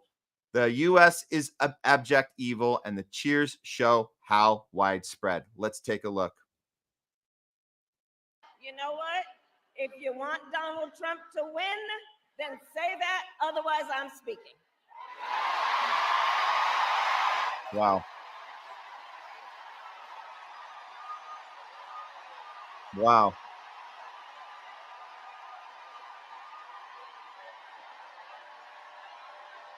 Wow. That face. It just goes on. Oh. Wow. You know what? You know what? I think she found her. That's her thing. That's her moment. That's her big moment. She has the crowd behind her. She's saying, "Shut the F up." They're getting ready for Chicago. That's what's happening there. So she wants everyone that wants to end a genocide to shut the hell up, go vote for Trump, basically pulling a Hillary Clinton 2.0. We don't need you anyway. We don't need you. Go vote for Trump. We don't care. We got enough genocidal maniacs in our party. We don't need you. Get the hell out. But here's the real big problem. And we know people have been looking at this. What is it that you actually do stand for, Kamala? What do you stand for? Well, I don't know. Why don't we go check it out at her website and see Oh, you got something? I'm interested in her policy, man. As far as like when you were saying we don't need you, I was going to say what Chuck Schumer said. For every Democrat we lose in New York and in California, we will pick up a blue dog. Yep. Republican in Ohio and Missouri and but remember he said that? That's right. We don't need you. We'll lose you. We'll pick up votes elsewhere. Go scratch. Yeah, the problem with him saying that out loud, I loved it because that was such a moment of like reveal. It's not like oopsie, I was caught on a secret recording. He's like proud, he's smug, saying it out loud. This is the strategy. Yeah. It works, man. I It's think like that same interview like that. He talked about the CIA has 20,000 ways to screw you till Sunday. That's right. Now look, I'm an honest voter. I consider myself somebody who likes to look into things, and Harris said she doesn't look that bad up on that stage. She looks like she can handle herself. What does she stand for? I don't know. Let's go to her website and figure out what her policy is. Okay, here we go. Okay. Harris Waltz. Oh, right. No, later. Okay, we got Harris Waltz. So this is up to date. They made sure he was on there. All right. Meet Vice President. Okay, well, here's a resume. They put the resume up. Daughter of parents, blah, blah, blah, running for president. Here's what she did with Joe Biden. Nothing. And then here's she achieved a historic record of accomplishment, including our economy, which is in incredible shape. I was going to say how incredible our economy is right now. She's taking credit for the economy. Yeah, she has 16 million new jobs, blah, blah, blah. Wow. As vice president, blah, blah, blah, blah, blah. Now, look, we're not going to waste your time reading her whole resume here, but, they can add as much as they want to this. And I think they have. Since I last looked at it, they added a few more paragraphs of what she's done. But the reason I'm bringing this up with you guys is you can see that as long of a resume as you want to throw on her, there's a nice little picture with her best friend, of course. This stupid quote about being the first to do many things, but make sure you're not the last. All of this. And then here you go, be part of history, blah, blah, blah, blah, blah. So all of this, whoever they got to do this, is this was a recent update. There's still no policy. Nothing. There's no policy. Nothing. There's no, here's what we're going to do. If you vote for me, if you give me this donation, if you give me your vote in November. What does it say? Take action. Does she got something there? Okay, yeah, let's look at take action. Okay, I want to take action. Here we go. Let's take some action. Oh, I'm ready to take some action by giving you my information. My information to donate. Oh yeah, and then you submit. Still no policy. Nothing. Where's the policy? Just give me your money, give me your vote. Here's all the great things I did, or as vice president. By the way, you're vice president right now. What are you doing right now? I mean, come on, who's running our country? We've had this discussion. So just be aware, guys. Go to and I urge you, go to Trump's website. Go to Kennedy's website. They probably got issues up there. They actually have issues. That's how. That's RFKs. not. Yeah, we'll go to RFK's right now. Let's go to RFK's and see what he's got. Okay, let's do that right now. You're supposed to have issues. It's not some fluke if you put your issues up. It's a requirement. It's a requirement you put your issues. So her not doing that is very strange. Okay, so we go policies. It's the first one he has is policies. So he's got his policies up there. Okay. We're trying to get it's Kennedy24.com, but he's got policies. If you go you look at the top left of there'll be like a bar to swing down. Oh, I don't have the bar. Oh, I gotta go back to the Kennedy. This is him asking for donation. Okay. Can I count on you? A little slow connection. But yeah, I urge you guys can go look at any other candidate. She's the only one. Okay, here we go. Hey, first thing. Policy. First option, policy. Not a fluke that Kennedy is doing this. Not a fluke. It's generally a requirement if you're going to be having a website for your presidential campaign. You got to show policies. Okay? So here we go. This is this is just the I gotta click it again. There. Did we get to it? Yeah. Oh, here we go. Here we go. Easy. You can go to each one of these. He's talking about we the people, not the corporations. People who work hard should be able to afford a good life. So he breaks down the affordability crisis. Here's the home ownership situation, the ending of the forever wars. Of course, we don't have Israel, but humanitarian crisis at the border, environmental policy, chronic disease epidemic. Oh, he's got a plan for that. Yes. Wow.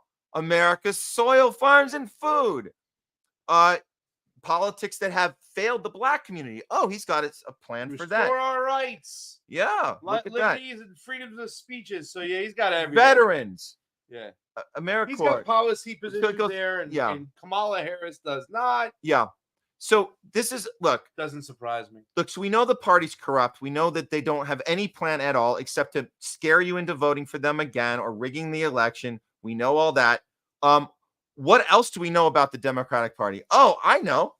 They like to sabotage their opponents, which we know very well. So that's on top of all of the corruption and not having anything of any policy and AIPAC controlling everything and ousting people for saying the deadly G word that gets you lose your career. On top of that, what else we have here?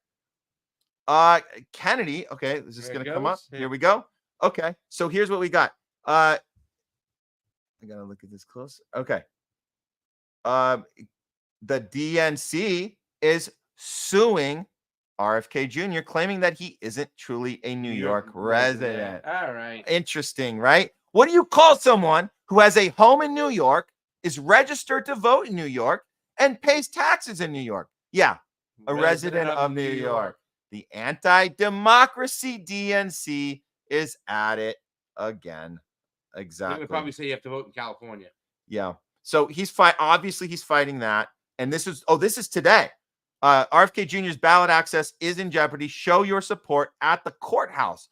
Okay. Well, hopefully people got out there. And again, this isn't an ad for Kennedy. We're just saying you can't stop people from having a democracy while your platform is save democracy by voting Democrat. You clearly are out to take democracy away. So if you sound like a Trumper. I guess I sound like a Trumper. You want Donald Trump to be president. Oh my God. So I mean, look, guys, this is the thing. We have to battle this machine, this deadly machine that's out to take everything from us and then pretend that they're the good guys. We see this playbook all the time. And then I got this email. I want to ask you about this before we end campaign news here. I just want to ask you about this because I got this email you might have too, because we get Yeah, the press emails. But apparently, there was an announcement Kennedy felt he would share with all of us. Dear Matt, we are excited to announce that RFK Jr. just received Russell Brand's endorsement, and then they're asking for a funding goal here. Of course, ask for a few bucks. Yeah. So what's going on there? Did you see that one coming? I had that. Yeah. I think he's been talking about it for quite some time. So he's going to vote for Kennedy. I knew that, like, what's his name? The little actor from the Adam Sandler actor, Rob. Rob Schneider. We knew that. We knew that about Rob. There's been supporters there and whatnot for Kennedy, and yeah, I always knew Russell Brand would do that. I was waiting for that for quite some time. That's not a surprise to me. He's always kind of floated the idea that the machine is against Kennedy, so he's supporting him. Yeah. Okay. That makes sense. I guess. For me, it's like, you thought that maybe he would hold out like a little longer. I don't know. He's not going to change his mind on Israel. So a lot of people have just taken it as collateral damage and saying they're just going to accept it because he's so much better, because he's actually got issues. Yeah. He's talking about healthcare. He's talking about, abuse by big pharma. He's talking about the FDA. He's talking about all the three-letter agencies, including the CIA, FBI. He's talking about the FDA, the EPA.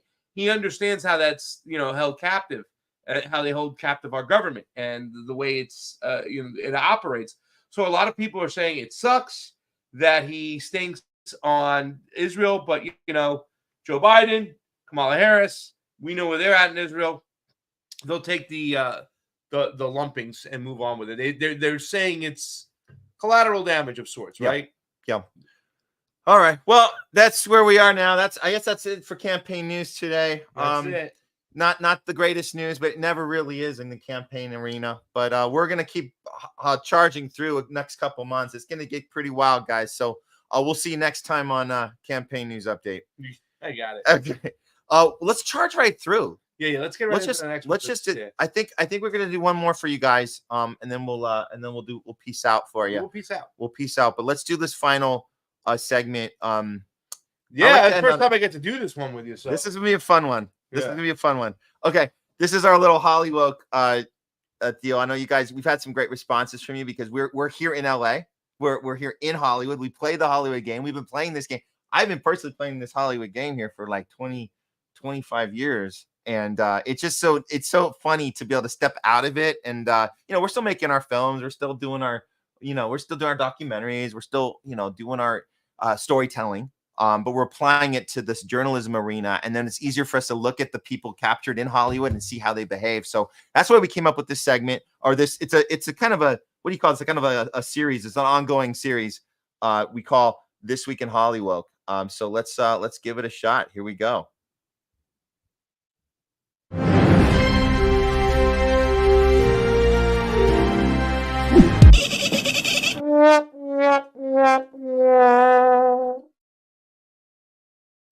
It's time for This Week in Hollywood.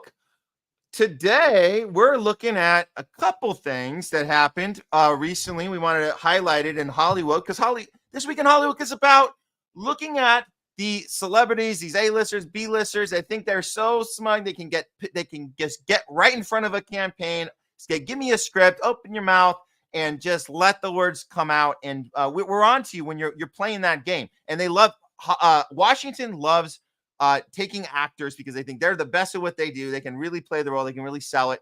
Sometimes these guys, they go off script, and that's when we really get them. Niro was awful. Niro's awful. We did a great one on De Niro. Oh God, he was awful. And you can tell when they go off script because they're so bad. Like they're gonna be calling line. Like they need their line. So this week, you guys are gonna love this one.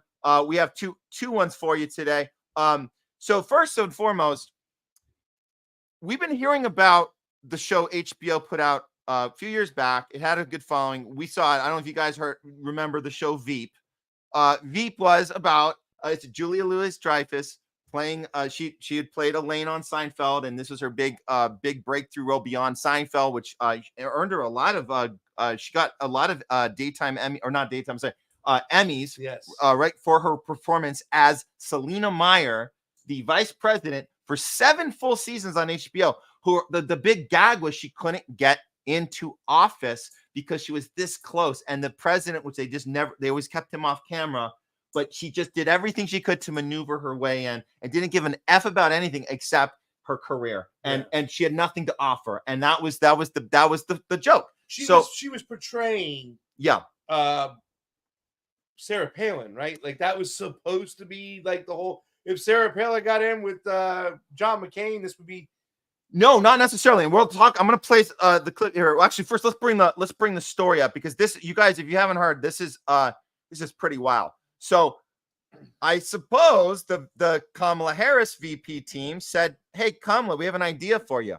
Why don't we get Julia Louis-Dreyfus to come on board with the campaign, and she can give you tips about how to run a successful presidential campaign." Wow. Even though the character herself never actually made it to the presidency, and she was a complete idiot and a complete narcissist. But hey, the actress playing that horrible person is going to give you advice in real life of how to win the presidency. Okay.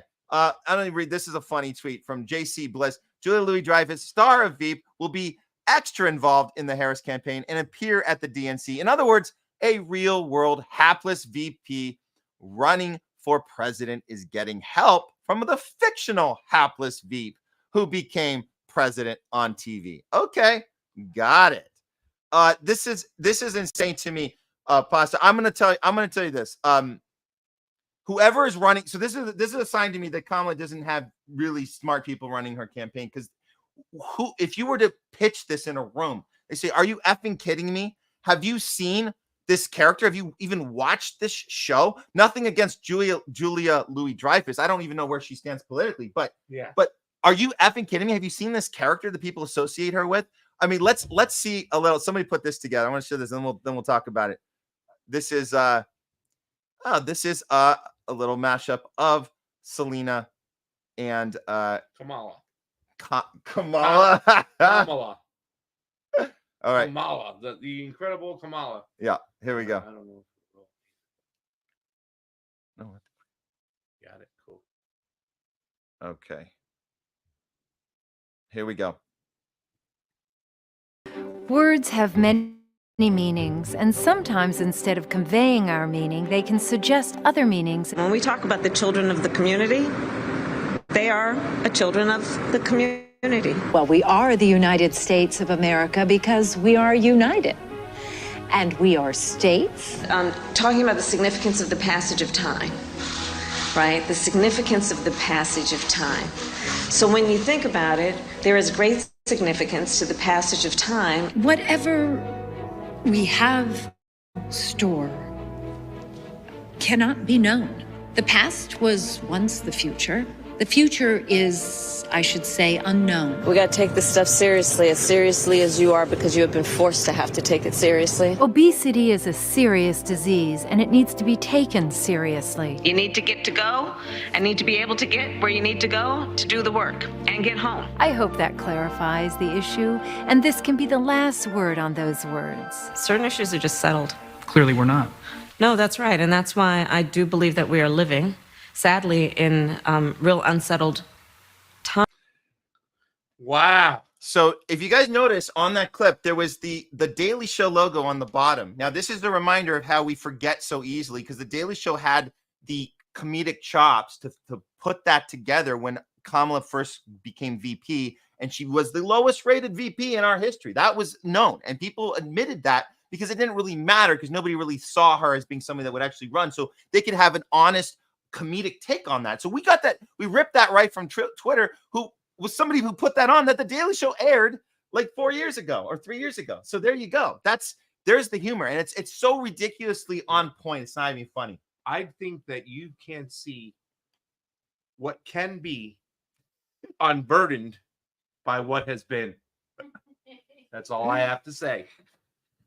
I'm gonna double down on this thing. You said that you thought the character the VP that was played after Sarah Palin. No, I don't agree. I'm gonna tell you this, and this is my same theory. This is my theory. It's just like with House. Come on. No. You're gonna wait till you hear my theory. I'm gonna convince you right here. Right. Listen, this is my theory. And it's the same theory with House of Cards. Kevin Spacey, it's around the same time, Kevin Spacey playing this corrupt, kind of Shakespearean villain president, while Julia Louis-Dreyfus was playing a narcissistic, brain-dead vice president trying to be president. What both characters had in common. Now, one of them was a intense Shakespearean drama. The other one was a comedy, but they both had this in common. Both characters were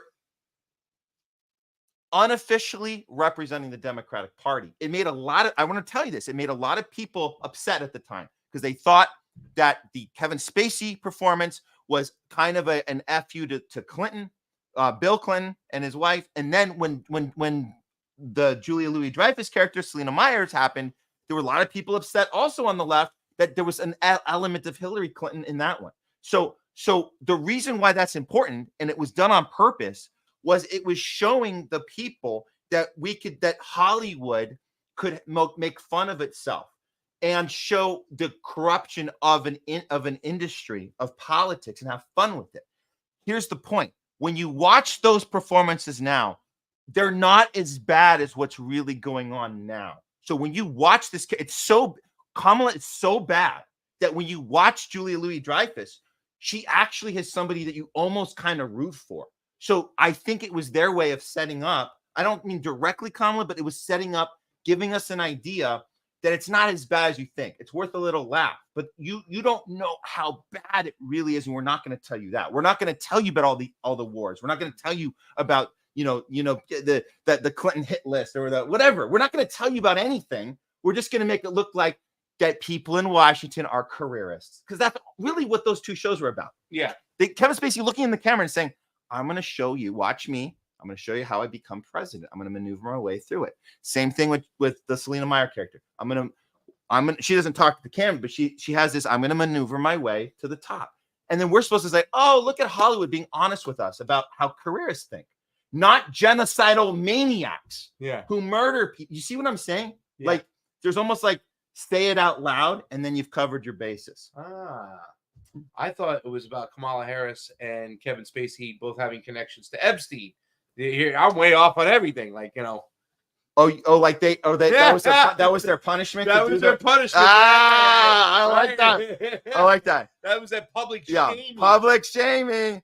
Well, one more reminder of what would it be like sitting in that room if you're a fly on the wall at the team behind Kamala that pitched this idea to get Julia Louis-Dreyfus in the room. This is, I can't imagine what that pitch looked like, but here's a little clip of what maybe they showed this clip to Kamala, and she was like, let's get her on the phone right now.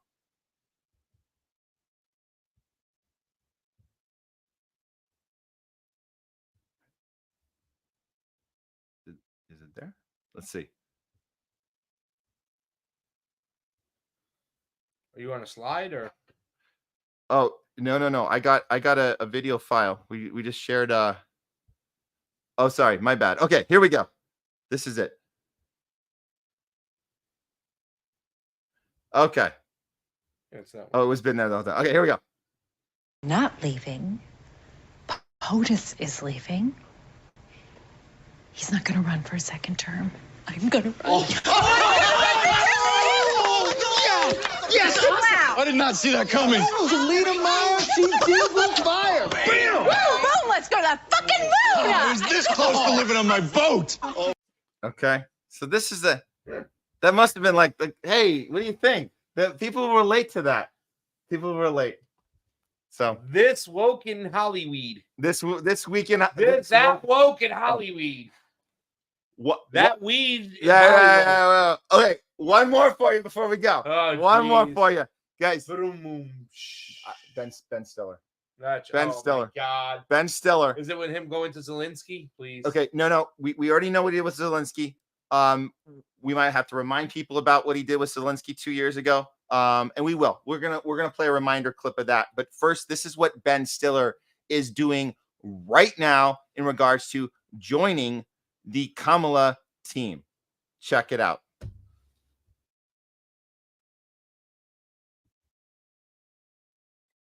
Everybody's got to get out and vote and donate. And she's also a historic candidate. You know, it's going to be the first woman president.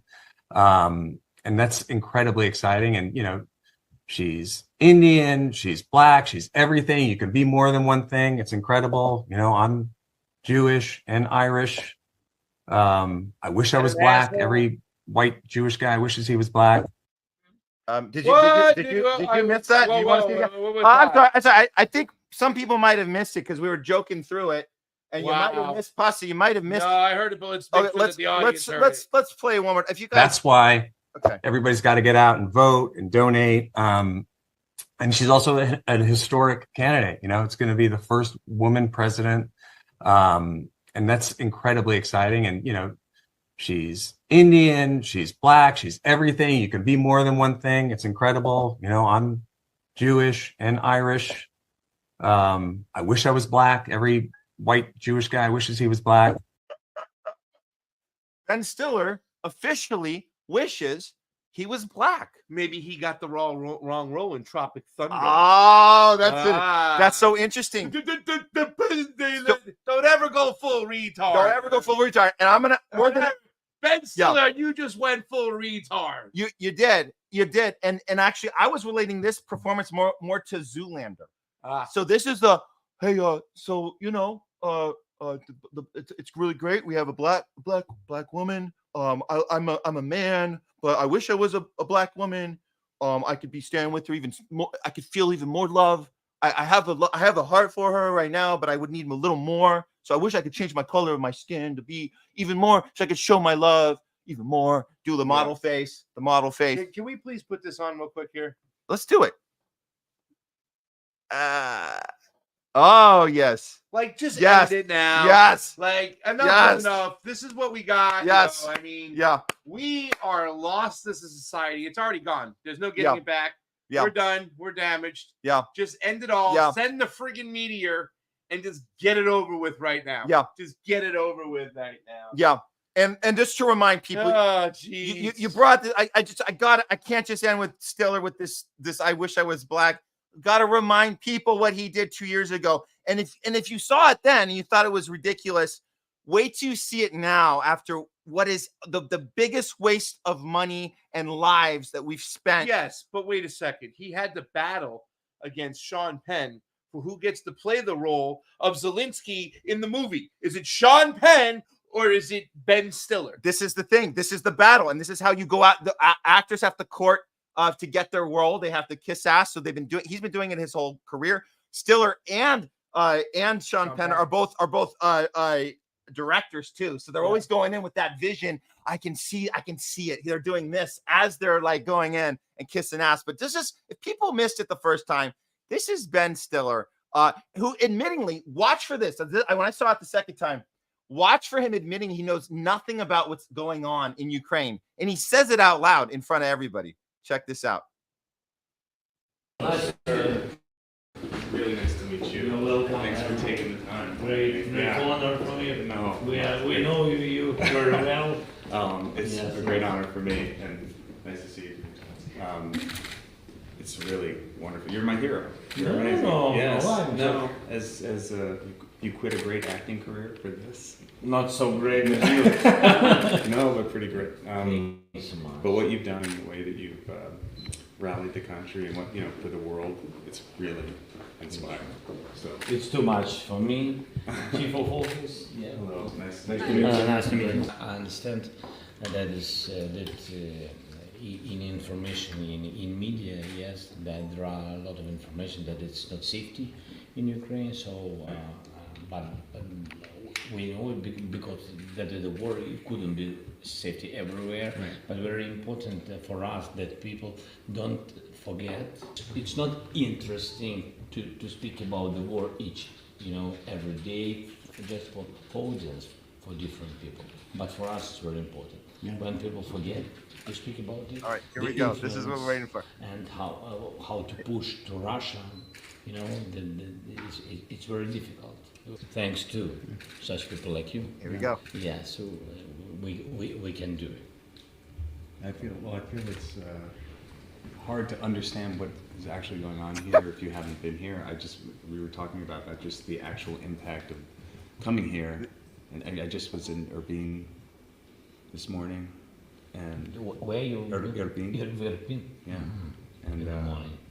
So you saw everything. Matado. Yeah, Matado. I mean, so the level of destruction. I mean, you see it on television. Exactly what you're saying. See it on you television. See it on TV, you see it on social media, and you know, it's something else to actually see it and feel it, and then to talk to the people. We talked to a bunch of people this morning.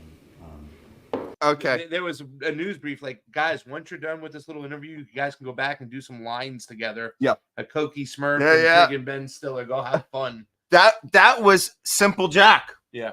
That was Simple Jack. Oh, God. Don't ever go full retard. He went full retard. Right there.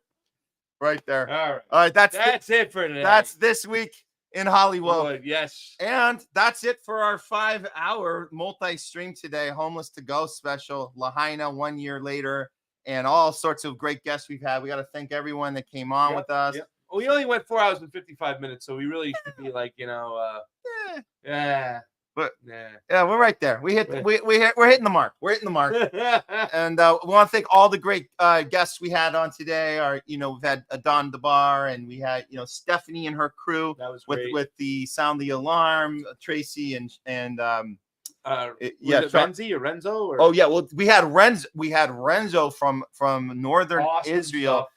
There's our guy on the ground. We're gonna get more from him in the future, and just keep these conversations going. All these topics are important. Yeah. Everything that's things going are getting on. really heated up right now, and Yeah. I think people should be very concerned. I know we're really distracted with the Kamala Harris and the Veep thing, and it's very easy to get distracted by domestic policy here in the United States and the clown show that is. It's nuts, but there's a lot of stuff that's going on outside of the United States borders that can really spin us into a world war. I know we've been very comfortable not having to worry about attack on homeland since Pearl Harbor or 9/11 or whatever they want to say, because one was by an actual army, the other one was by terrorists, whatever you want to call it. Yeah. But we can lose that luxury very, very quickly. Things can change in a heartbeat. And I know they think they're privileged and safe because they're behind the gun. But every once in a while, when you're behind the gun, you get got yourself. And we have to be very careful. We shouldn't be allowing these psychopaths like Blinken and Matt Miller and Jake Sullivan and John Kirby, who are really the ones dictating policy right now, foreign policy-wise, to continue doing what they're doing. They're playing Russian roulette, literally, with our lives, and they need to stop.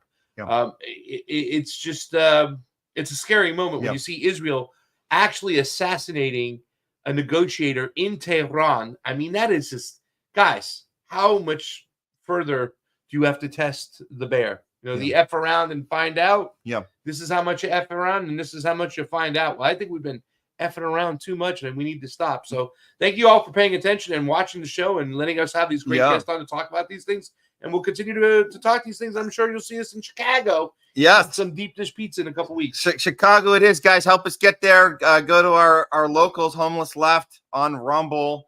Help us get to Chicago. We're going to be giving you guys on the ground outside with the protesters and getting some good interviews for you as well, and all the happenings as they unfold. And this is a moment we're going to be all living through and looking back and saying we lived through 2024, the craziest year of our lifetimes, it seems. So let's do it. Let's continue doing it together, guys. Thanks again to everybody on the show. Thanks, Leslie.